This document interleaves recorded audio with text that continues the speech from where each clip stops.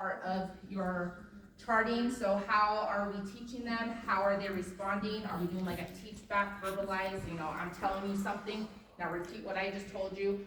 Are we using demonstration? Are they demonstrating they are understanding what they need to do?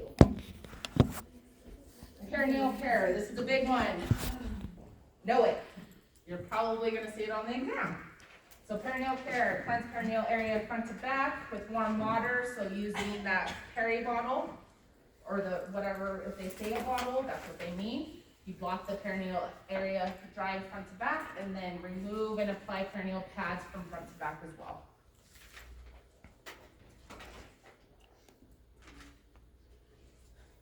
Breast care, so clients who plan to breastfeed.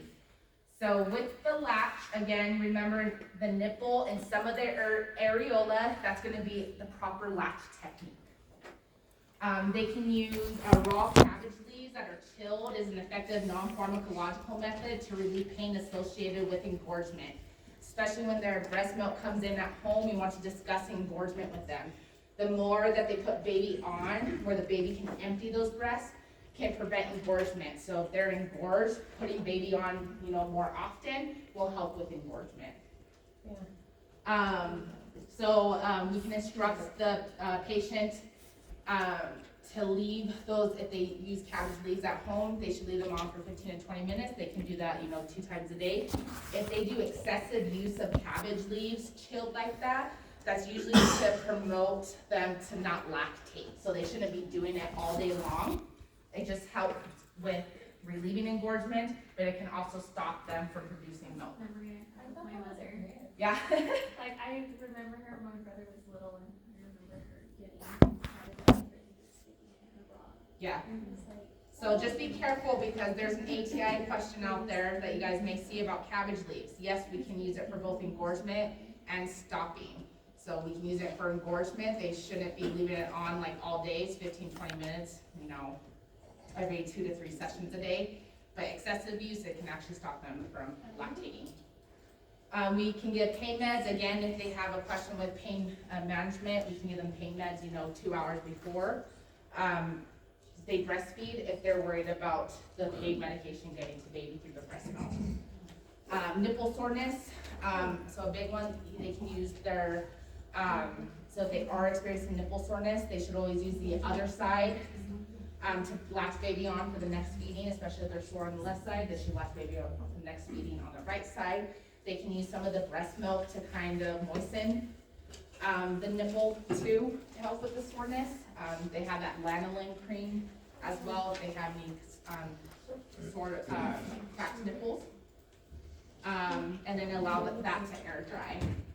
And then they can also change infant's position. So if they have the nipple soreness, it's probably because that latch of baby is incorrect. So we may have to show the patient how to latch baby correctly back on, okay? Clients that are not trying to breastfeed, so again, fresh cold cabbage leaves, they can place to help suppress, so they can use that as a non-pharmacological way.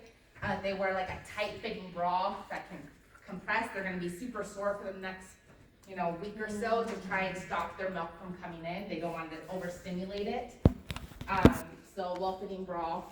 And then avoid stimulation of like warm water, so they shouldn't be in the shower, with the warm water hitting them, because that can actually cause them to lactate with that let down. Activity, so depends, especially with a C-section, they may not be able to like climb the stairs for, a couple weeks or something. They may have to kind of splint, especially if they like sneeze with their incision, that may, hurt them. If they want to go back to like abdominal exercises, they usually have to wait at least 4 weeks for their C-section to kind of heal up a little bit. But again, it's going to be provided different on when they can go back to like abdominal exercises or anything like that. Nutrition, so we encourage non-lactating clients just to consume the normal calorie count. So usually like 2,000 calories a day is going to be the norm. Those that are breastfeeding, so lactating women, they should increase their calories by 400 to 500 to accommodate with them breastfeeding their little one. Iron supplements can be prescribed if they have a low H&H, so they may have to still continue to take some iron supplements, just depending on their labs after delivery. And then again, we just have them consume, food groups that are high in protein, which help with tissue repair. Continue taking prenatal vitamins until 6 weeks. And then, again, they may reduce their intake of iron as long as their levels are okay. They may not have to take like a high dose just because they're trying to produce. They had a placenta and baby during pregnancy, so sometimes they may not even have to use iron anymore. Sexual activity. So they should not have sex until cleared by the provider, so approximately 2 to 4 weeks after delivery. If they had any lacerations, those need to be fully healed before they engage into sexual activity. And then lochia should also be white. So they shouldn't be having sex like a day after she just had a baby. Again, lubricants can help prevent discomfort, so sometimes it's just some hormones. There may be some dryness, you may have to use some lubricants. It's just a body, just the body's reaction to sex may be diminished. So they may not even be interested in sexual activity, but sometimes you have, Irish twins. That happens. Contraception, so we want to discuss the use of contraception, especially in postpartum, or they should be talking about contraception with their provider. Ovulation can begin 1 month after delivery. Pregnancy can occur while breastfeeding, even if menses have stopped. So breastfeeding, just because it stops them from having a period, doesn't mean they can't get pregnant. So again, they should be on some type of contraception. Unless they plan on having a kiddo sometime soon, pretty fast, then you don't have to worry about it. But again, always discuss as well with your patient about C-section. The provider should, they know they shouldn't get pregnant within the next 2 years because of the healing process of C-section. Can you prevent that from happening? No, it just puts them at a higher risk. And then indication potential complications. So they have chills or a fever greater than 38 degrees Celsius. They need to see a provider. Change in vaginal discharge. So if they went, 2 weeks, a week later, and they still have that rubra lochia, there may be some, placental fragments that were left behind, and she could start hemorrhaging at home. We don't know, but they should be monitoring that. Any episiotomy, laceration, incisional pain that doesn't go away. With pain medication, they should go and see a provider. Pain or tenderness of the abdominal or pelvic area. Breasts with localized area of pains or tenderness will go into complications, but they can have like a clogged milk duct, which causes mastitis. So it's like flu for a lactating mom. Calves with localized pain, they could have a DVT. Urination, burning, pain, frequency, they could have a UTI, so perineal care is a big one. And then indications of possible depression, apathy toward the infant, they're having, suicidal thoughts, anything like that, they need to come in right away. Okay, I went through that last stuff pretty fast. Just know it, become familiar with it, especially when it comes to the CMS. I think I kind of went over the important part of this. Any questions on postpartum? No. So the main thing just kind of look at is, when a fundal height, when it's like deviated, when it's above the umbilicus, what does that indicate? Bladder distension. Bladder distension, so what are we gonna do? Have a Take the boy. patient. Now we have a patient that she is bleeding a lot from her vagina. What's the first priority nursing thing we're gonna do? Palpate and massage the fundus. Palpate and massage the fundus. So bleeding after pregnancy, postpartum, we're gonna massage, palpate and massage the fundus. In pregnancy, we're not gonna do that. Well, we're not gonna check that patient. Yeah. So I had students last semester that were getting confused with bleeding. postpartum, and then pregnancy, they're getting really confused. So in postpartum, we palpate, massage the fundus. You guys can take one thing out of this class, it's gonna be that. Okay, so we have a couple more minutes. So if you wanna take your study guide out, take some blank sheet of paper, whatever. We're gonna go through this study guide. Okay, what is being evaluated in the biophysical profile, BPP? Fetal breathing, Fetal breathing, heart rate, muscle tone, fetal tones, amniotic index. so just know those 5 parts of the biophysical profile: fetal heart rate, fetal breathing, fetal motion, amniotic fluid volume, and then fetal tone. Do we need to know, you know, the points for You that? do not need to know the points, just know what's part of the biophysical. The points, that's what, it's out of your scope of practice. True labor versus false labor. How do we know someone is in true labor? What's one sign we know someone's in true labor? Yes. Cervical dilation will let us know. So gait control theory of pain. So we're talking specifically about massage. Yeah, the counter pressure on the back. So counter pressure, just know massaging the client's back is part of the gait control theory of pain. Your gait control theory of pain is going to be your non-pharmacological pain interventions, okay? Define late decelerations. What does late decelerations mean? Bill-Chop mind. They come after the mom's contraction. After the contractions. Uteroplacental insufficiency. So late decelerations. So that's when the decelerations happen after the start of the contraction. Late deceleration.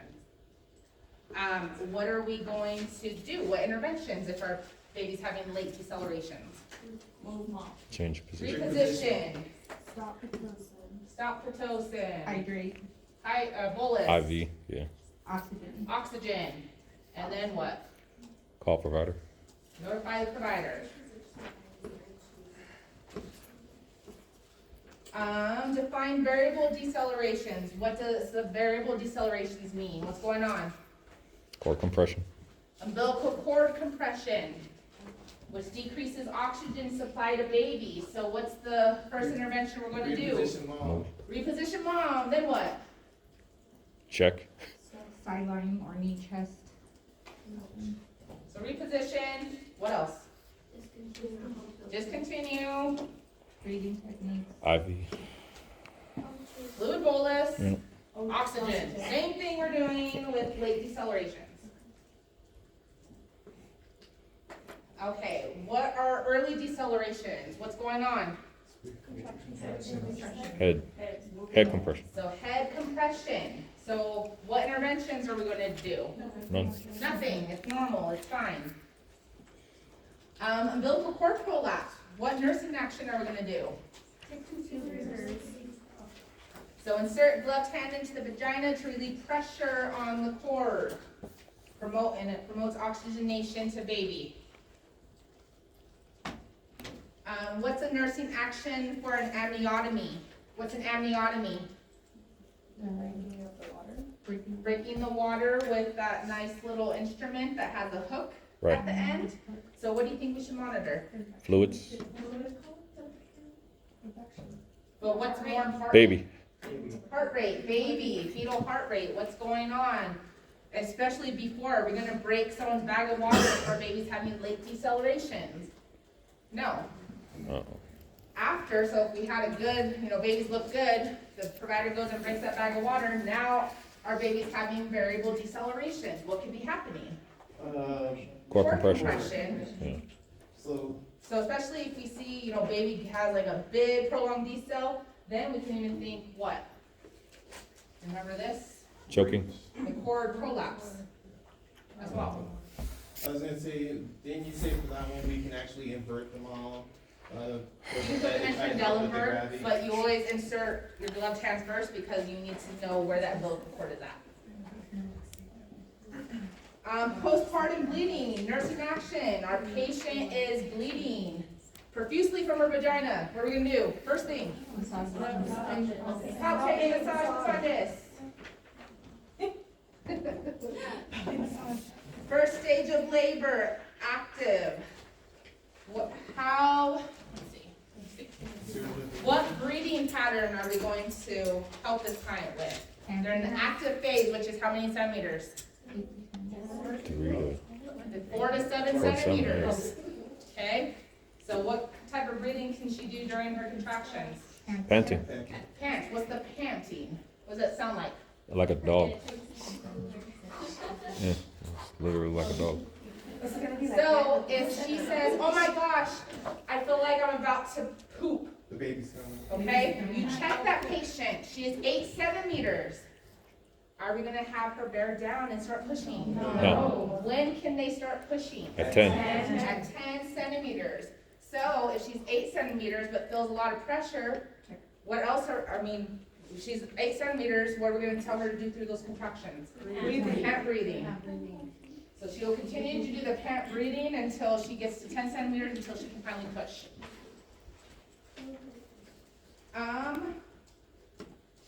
Touch base on that already. Signs that precede the onset of labor. What are some signs? Increased energy level, Surge of energy, lightning for 2 weeks or for subsequent, like at the onset of labor. okay. Changes in cycle. So, surge of energy, weight loss, urinary frequency, increased vaginal discharge, also known as like the mucus plug maybe, or a bloody show. Totally normal. What is the taking in phase? They're starting to accept. Yeah, like how the mom and the baby are getting along. They're excited. They want to talk about what happened. What patients get the RhoGAM? RH negative, Clients are RH negative and newborn is what? RH positive. RH positive. What kind of client teaching are we going to give about the RhoGAM? She will need the It prevents what? Her body from rejecting the baby. So it prevents the formation of RH antibodies in mothers who are RH negative. Prevents formation of RH antibodies in mothers who are RH negative. So we don't want her to produce these antibodies anymore. The RhoGAM's going to stop that. So in the next pregnancy, that baby will be protected. Contractions, nursing action for patient contracting too frequent. What can we do? Stop Pitocin. Bolus, we're going to do Pitocin. Stop it. We can half it or just turn it off. When does crowning occur in the second stage of labor? I think I gave you guys this. +2 to 2, plus. So when does crowning happen? What, plus what? +2. Plus 2 to plus 4. So usually if you're observing crowning, your patient's ready just to have a baby. They're already complete. They can push if you see crowning. You don't even have to check that patient. Epidural block, nursing action. What are we gonna do before we get them set up for an epidural? Assess lower extremities. Consent? We're going to bolus them fluids, because they can become what? Hypotensive, because the epidural can lower their blood pressure. If we see a low blood pressure, and babies having late decelerations, what position can we put the patient in? Left lateral. Left lateral, or if that's not working, we put her on the right lateral. So just put her all the way to her side. Can I just see them like what is like doing?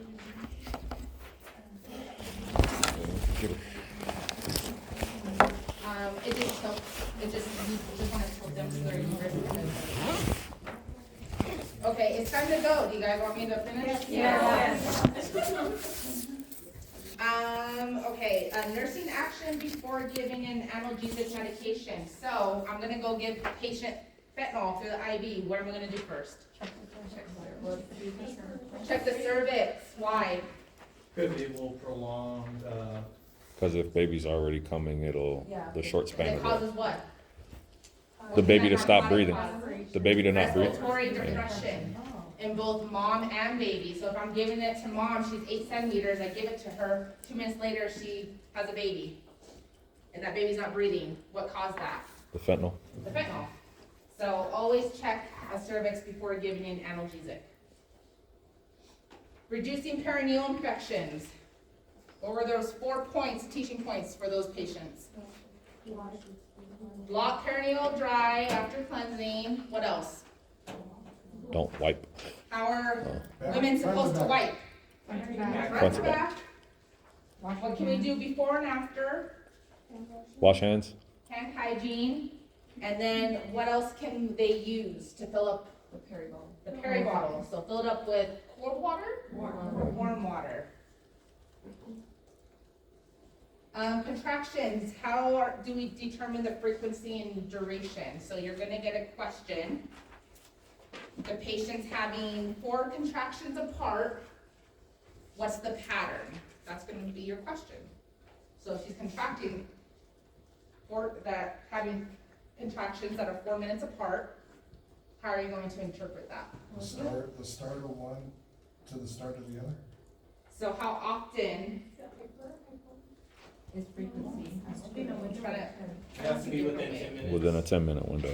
Well, it can be more than So one. she's having, Cause that's only 2 contractions in 10 Oh, minutes. yeah, it has to be less than a certain amount. And you know, I'm probably gonna get this question back on the exam. I'm just gonna surprise you on the exam. Was it Techie system? So just learn, if they're having contractions, explaining what a contraction is doing, just draw it on your paper when you're taking the exam.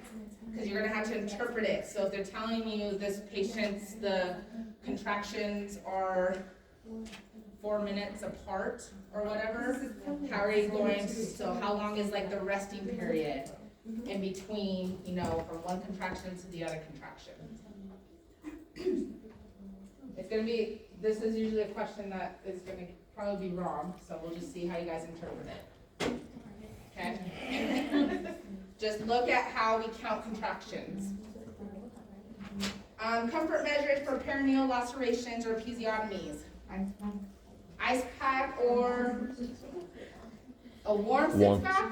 No. So a cool sitz bath for the first, 24 hours. So we have a patient that had a C-section, but they want to have a vaginal delivery in the future. Can it happen? It's possible. Yeah. But it also depends on what? The scar.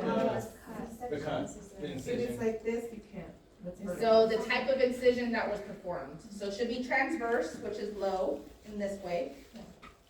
Now, if they had a vertical incision, do you think they can have a vaginal delivery? No. No. No. Dinoprostone gel, what do we use that for? To soften the cervix. I'm sorry?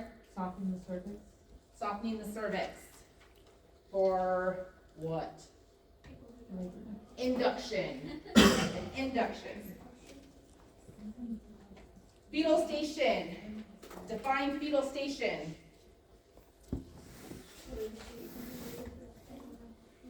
So where's 0 at? Ischial spine. The level of the ischial spines. Patients having prolonged labor with back pain, what position could this baby be in?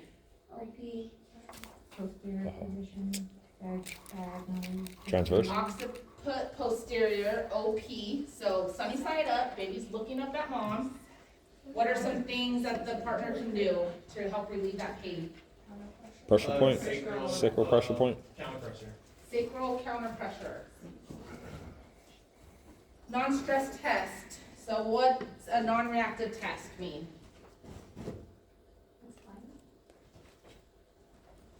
Non-reactive NST. You guys look back at the NST and contraction stress test, know the differences.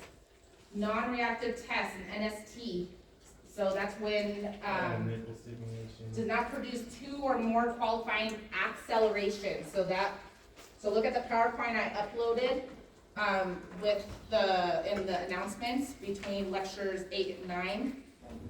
There's good pictures so you guys can understand what a non-reactive versus a reactive, a positive contraction test versus a negative contraction test.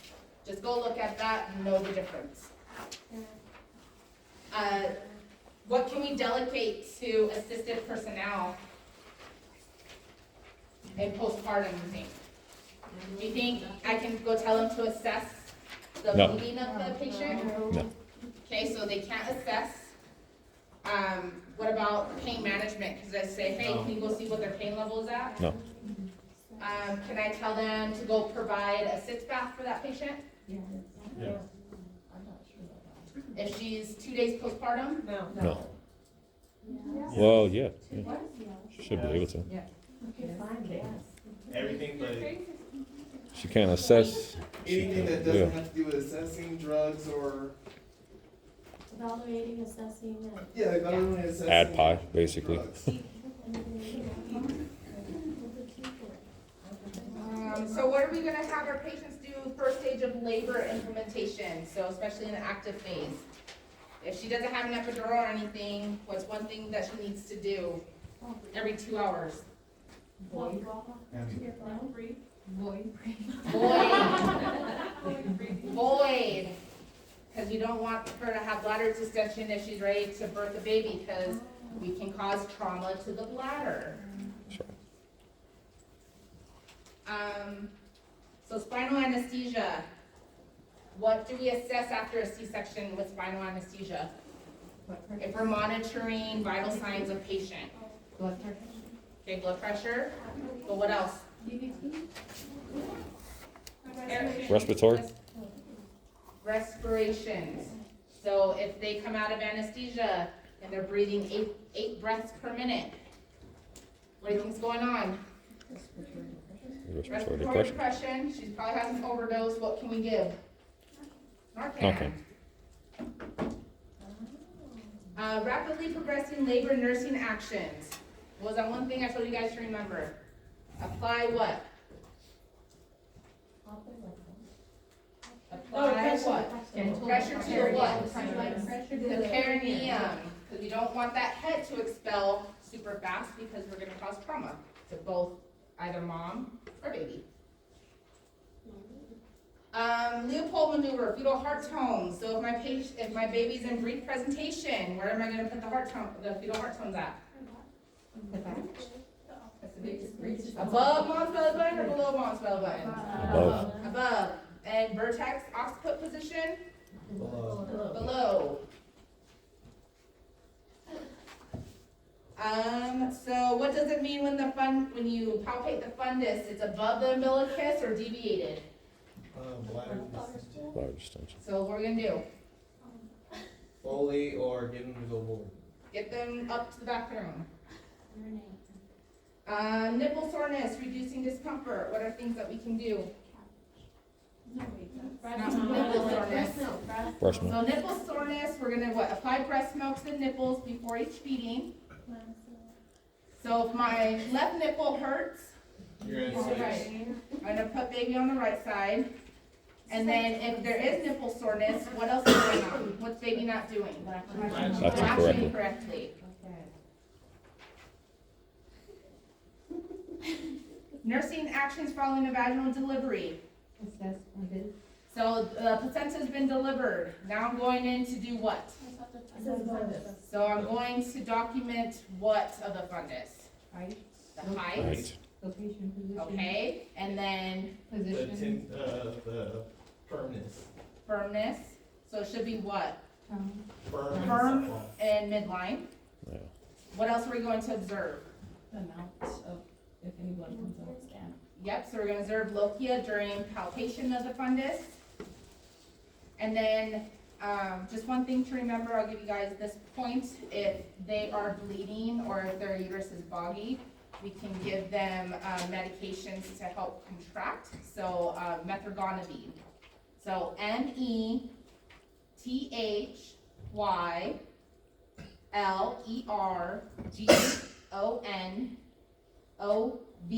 as in Victor, INE. Methorgonavine, also known as Methergen. Just look in next week's PowerPoint.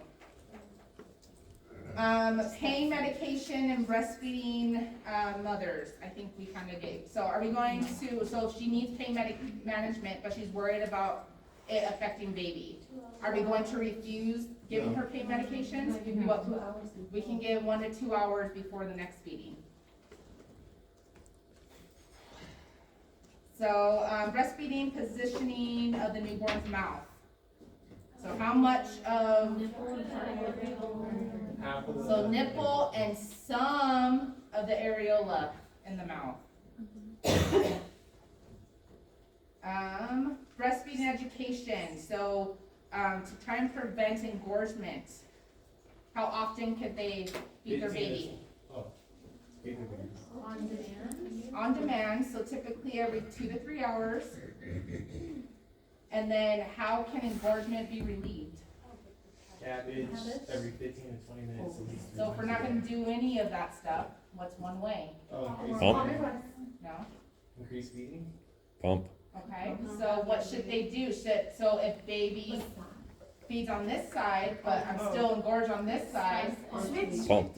switch. So empty both breasts during each feeding. So they should do 10 minutes on one side and then 10 minutes on the other side to relieve that engorgement on both sides. Umbilical cord. How many veins and arteries? 2 Ava. arteries, 1 vein. 2 arteries, 1 vein. Ava. Dysfunctional labor. I think that's gonna be an NGN question, so just look at dysfunctional labor, so if our patient stalls out, she's not making cervical change, I believe it's gonna be like a bow tie. So what actions are we going to take, what we're gonna monitor for? If someone's in dysfunctional labor, so she's not making any progress whatsoever, what are things we can do? Initiate what? What medication to help contractions? Initiate, so no oxytocin means Pitocin.